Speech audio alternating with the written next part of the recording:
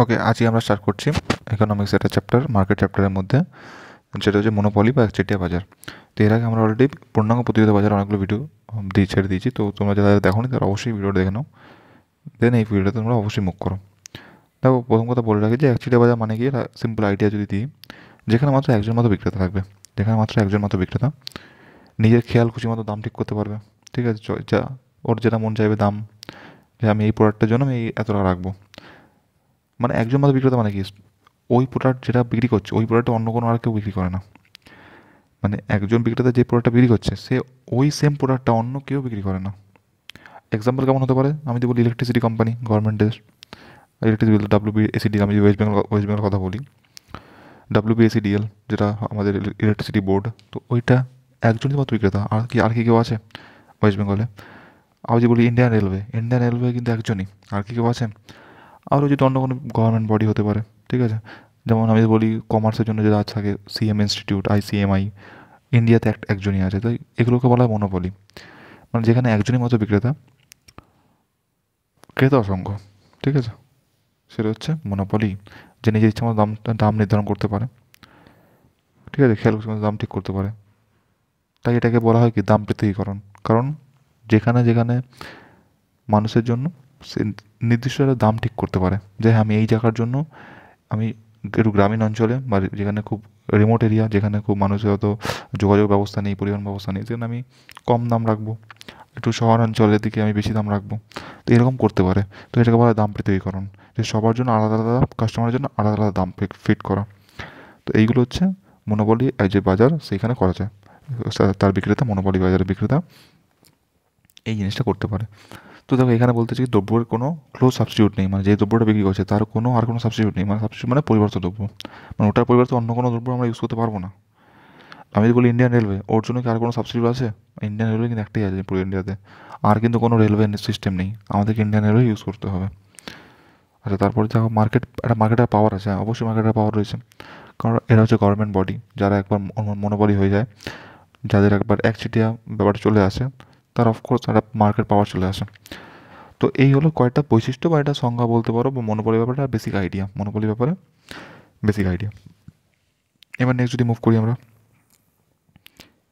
এই পার্টিকুলার মার্কেটে যে ইনকাম, যে বিক্রয়োত্তর আয়, তাদের যে কার্ভটা তাদের কেমন হবে, তাদের রেখাটা কেরম হবে, ইনকাম রেখা, মানে রেভিনিউ কার্ভ কেরম হবে। দেখো, আমরা আমরা জানি এমআর মানে কি, এআর মানে কি, ওসব জিনিস ডিসকাস করছি না, অলরেডি আমরা দেখে এসেছি পূর্ণাঙ্গ প্রতিযোগিতা বাজারে। এই দেখো, পূর্ণাঙ্গ প্রতিযোগিতা বাজারে কেমন হতো, ওখানে দাম সবসময় ফিক্স থাকতো, কিন্তু ওখানে হতো রেখাটা এরকম হতো, রেখাটা হচ্ছে এরকম, এমআর রেখা ইকুয়াল টু এআর রেখা, এরকম হতো। বাট এই বাজারে কিন্তু চেঞ্জ হবে, কারণ এই বাজারে কিন্তু দাম পরিবর্তন হবে। এই বাজারে দাম ভেরিয়েবল। আমরা আগে একটু কী করি, আমরা আগে এই চার্টটা দেখে নিই আগে। দেখো, চার্টটা ভালো ফলো করো। দেখো, যখন আমাদের কোয়ান্টিটি সোল্ড হচ্ছিল 0, তখন আমাদের এভারেজ রেভিনিউ 10। মানে এই ফার্মের দ্রব্যের দাম ফিট করছে 10 টাকা, ওই টাকায় কেউই কিনবে না কিছু। এভারেজ রেভিনিউ মানে কি, পার ইউনিট প্রাইস, 10 টাকার দাম ফিট করছে, ইচ্ছা মতো তার দাম নির্ধারণ করতে পারে। দাম নির্ধারণ করে 10 টাকা পার ইউনিটের, বাট ওই দামে কি কেউ কি কিনবে? কেউ কিনবে না, কারণ তখন ইউনিট সেল হবে না কিছু। তাই টোটাল রেভিনিউ 0, কারণ দাম এত বেশি কেউ কিনতে চাইবে না। তখন কী করে, তখন দামটা আস্তে আস্তে কমাতে যাবে। দাম কমালে তবেই কী হবে, দাম কমালে তবেই রেভিনিউ রেভিনিউ জেনারেট হবে। তাই একটু দাম কমাবে একটা ইউনিট শুরু করার জন্য।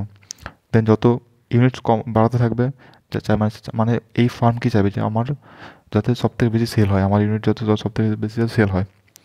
ঠিক আছে, মানে আমি যাতে বেশি সেল করতে পারি, বেশি ইনকাম করতে, তার জন্য কী করতে হবে, তার জন্য পার ইউনিট প্রতি, মানে ইউনিট প্রতি দামটাকে কমাতে হবে অবশ্যই। দাম কমালে তবেই মানুষ আকৃষ্ট হবে, তবেই মানুষ জিনিসটাকে কনজিউম করবে বা কিনবে, যাই হোক না কেন কিনবে। তবেই তার টোটাল রেভিনিউ জেনারেট হবে, তবেই তার টোটাল রেভিনিউটা বাড়বে। ওকে, বাট এখানে তো অবশ্যই দাম কমাতে হবে, এই মার্কেটে বিক্রেতাকে অবশ্যই দাম কমাতে হবে। এটা এটা ঠিক কীরকম, এটা ঠিক হচ্ছে যোগান রেখার অপোজিট, মানে যোগান রেখার অপোজিট মানে চাহিদা রেখা, এটা বলতে পারো চাহিদা রেখা। তারপর এটা হচ্ছে চাহিদা রেখা। এই যে এআর রেখা আমরা পড়েছিলাম, চাহিদা চ্যাপ্টারে চাহিদা রেখা পড়েছিলাম। দেখো, ঠিক ওরকম সেম টু সেম দেখতে চাহিদা রেখাটা, এআর রেখাটা। এআর রেখা যদি মনে করো দাম যদি এইখানে ফিক্সড করে, তখন এত ইউনিট সোল্ড হবে। দাম যদি বাড়িয়ে দেয়, তখন কিন্তু কম ইউনিট সোল্ড হবে। এখানে এখানে ঠিক ওই সেম রুলটাই লাগছে। দাম যদি বাড়ে, আমার এআরও কমে যাবে, না তখন কম ইউনিট সেল করতে পারবো। ব্যাপারটা কী বললাম, বোঝা গেল? এই হচ্ছে ব্যাপার। দাম যত বেড়ে যাবে আমার এয়ারও তত কমতে থাকবে আস্তে আস্তে। ওকে, মানে টোটাল রেভিনিউ কমতে থাকবে। ওকে, মানে দাম কমাতে হবে, দাম কমালে তবেই আমার কাস্টমার আকৃষ্ট হবে, মানে এখানে চাহিদার কনসেপ্ট এখানে লাগছে। তাই এই রেখাটা, এয়ার রেখাটা চাহিদা রেখার মতো। এইভাবে দেখো চলতে থাকছে। আর মার্জিনাল রেভিনিউ মানে অলরেডি জানি, দুখানা মাইনাস করে টোটাল রেভিনিউ থেকে মাইনাস করে দিলে মার্জিনাল রেভিনিউ পেয়ে যাবো। দেখো এবার রেভিনিউ কমছে আস্তে আস্তে, কমছে কমছে কমছে, বাট কখনো জিরো হবে না এটা, কিন্তু এটাকে মুখস্থ করবো, এটা কোনো জিরো হবে না। বাট মার্জিনাল রেভিনিউ কী হবে, একটা টাইমের পরে গিয়ে জিরো হবে এবং ঋণাত্মক হয়ে যাবে। একটা টাইমের পরে গিয়ে জিরো হবে এবং ঋণাত্মক হয়ে যাবে, নেগেটিভ চলে যাবে। ঠিক আছে? তো এই হচ্ছে আমাদের কার্ভটা, ডায়াগ্রামের মাধ্যমে যদি বোঝাতে চেষ্টা করি। দেখো এই হচ্ছে আমাদের এআর রেখা, নিচের দিকে আস্তে আস্তে নামবে, ঠিক ডিমান্ড রেখার মতন, ডিমান্ড যেরকম রেখা হয়। এবং এটা হচ্ছে মাঝ বরাবর দিয়ে যাচ্ছে এমআর রেখা, যেটা একটা সময় সময় পরে নেগেটিভ নেগেটিভ হয়ে যাচ্ছে। ওকে, এবার লক্ষ্য করে দেখো এই ও থেকে এর যত ডিস্টেন্স না, এইখান থেকে তত সেম ডিস্টেন্স, মানে এটা পুরো মিডিলে আছে কিন্তু। এই যে এমআর রেখাটা না পুরো মিডিলে আছে কিন্তু, ঠিক আছে? এই দুটো কার্ভে পুরো মিডিলে আছে, পুরো মিডিল বরাবর যাচ্ছে, অর্ধেক অর্ধেক। ঠিক আছে? তো এখানে অনেক সময় কি সম্পর্ক জানতে চাই, সম্পর্কটা তাও কীভাবে প্রকাশ করতে পারি আমরা, রিলেশন বিটুইন এ আর এন এম আর, একচিটিয়া বাজারে এর সম্পর্ক। দেখো এখানে বলা হচ্ছে কি দুটোই ঋণাত্মক, মানে দুটোই নেগেটিভ স্লোপ আছে। এখানে বলতে চাইছি কি ঢালটা, মানে এমআর রেখার দুটো ঢাল যদি বলি ঋণাত্মক ঋণাত্মক। কেন? কারণ দুটো দেখো নিচের দিকে নামছে, তো দুটো নিচের দিকে নিচের দিকে নামছে, নিচের দিকে নামছে, নিচের দিকে নিম্নমুখী। তাই বলছে ঢালটা ঋণাত্মক, মানে নিচের দিকে নামছে। দুটোই ঋণাত্মক এখানে, মানে দুটোই কমছে আস্তে আস্তে করে কমছে। আচ্ছা, তারপরে বলছে কি এমআর রেখার ঢাল এআর এর দ্বিগুণ, একটু যেটা দেখলাম মাঝ বরাবর দিয়ে যাচ্ছে। তো এমআর রেখার ঢাল, এমআর রেখার এই দেখো এমআর রেখার এই যে ঢালটা, মানে স্লোপ, ঢাল মানে কি বলতে স্লোপ, মানে এই যে কতটা আড়াআড়ি বা কতটা লম্বালম্বিভাবে আছে সেটা বলতে ঢাল। দেখো এটা দ্বিগুণ, দেখো এটা এটা একটু বেশি ফ্ল্যাট হয়ে, একটু বেশি ফ্ল্যাট। এটা একটু ওর থেকে কি এমআর রেখাটা কীরকম, ওর থেকে হাফ মানে মিডিলে আছে কিন্তু, তাই এটা বলছে দ্বিগুণ। দ্বিগুণ, এটা দ্বিগুণটা, এআর থেকে দ্বিগুণ ঢালটা, ঢালটা বলতে চাইছি। ঠিক আছে? ওকে, তারপরে কি এআর শূন্য হতে পারে না, বাট এমআর শূন্য বা ঋণাত্মক হতে পারে, যেটা বললাম যে এআর কখনো জিরো হবে না, মানে এখানে গিয়ে মিশে যাবে বা জিরোর ঠিক একটু আগে থাকবে। বাট এমআর কিন্তু জিরো হয়ে গিয়েও ঋণাত্মক হয়ে যাবে। তো এই কথা মুখস্থ করে নেওয়া আশা করছি।